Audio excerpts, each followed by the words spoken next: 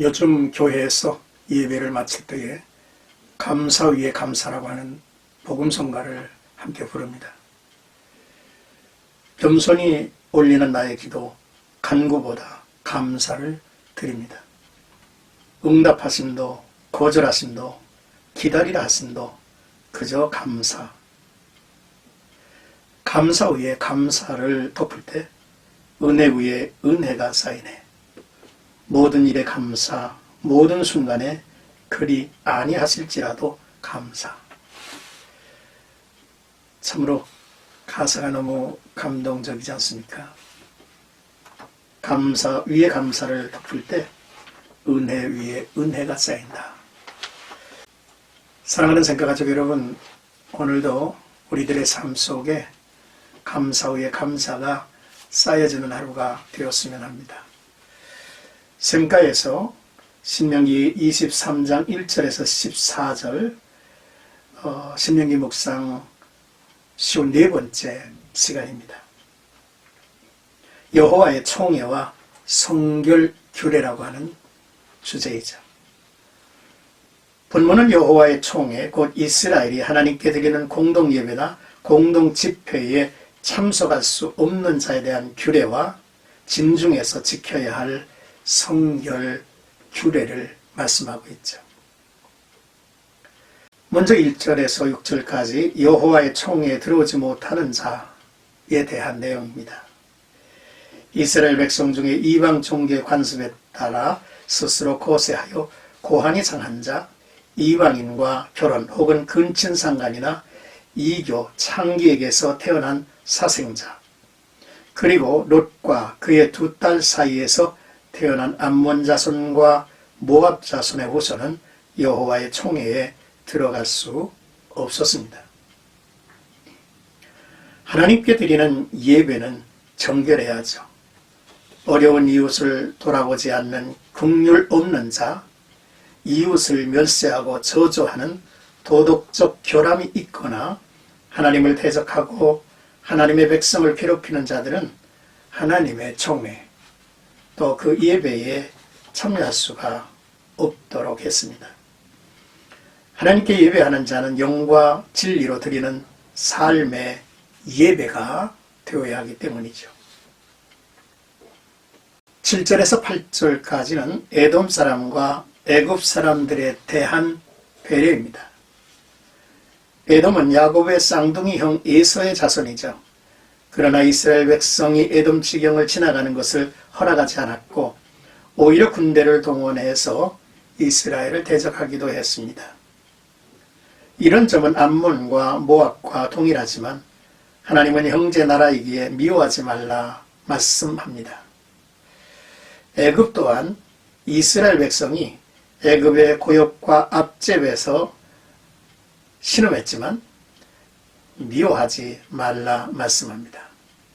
요셉이 애굽의 총리로 있을 때 야곱과 그의 후손들이 기근으로 인해 애굽 땅으로 피신하여 생명을 구할 수 있었고, 또한 상당한 기간 동안 자유롭게 살 수 있도록 허락된 나라였기 때문에 3대 후손 자손은 여호와의 총회에 들어올 수 있게 했습니다. 하나님은 형제의 잘못과 실수를 용서하고 권면하시기를 원하시죠.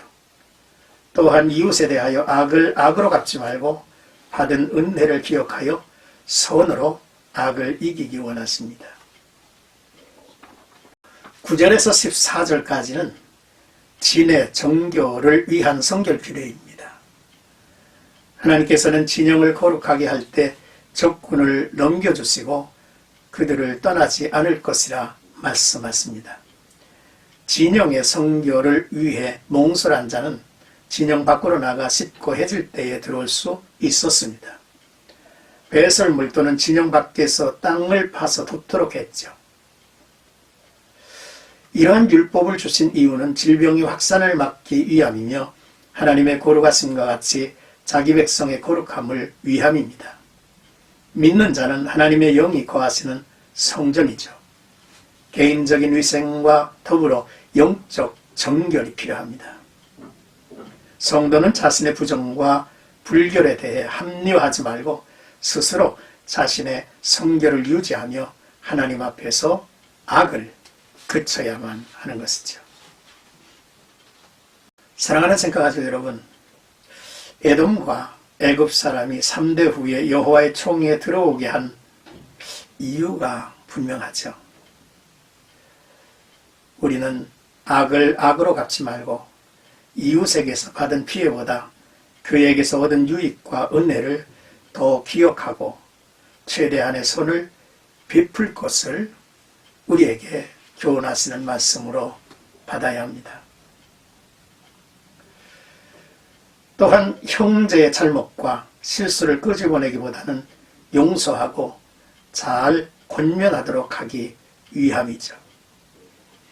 잠언 19장 11절에 보면 노하기를 더디하는 것이 사람의 슬기요 허물을 용서하는 것이 자기의 영광이니라 했습니다.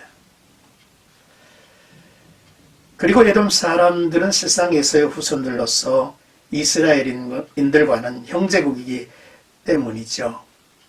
또 애굽은 이스라엘이 400여 년 동안 기거했던 곳이었으며 이스라엘로서는 최소한의 사의를 표명할 필요가 있다는 것입니다. 또한 진영의 정결과 하나님의 군사로 부름받은 자들은 언제 어떠한 상황에서도 죄악과 구별된 생활을 해야 한다는 것을 교훈해 주죠.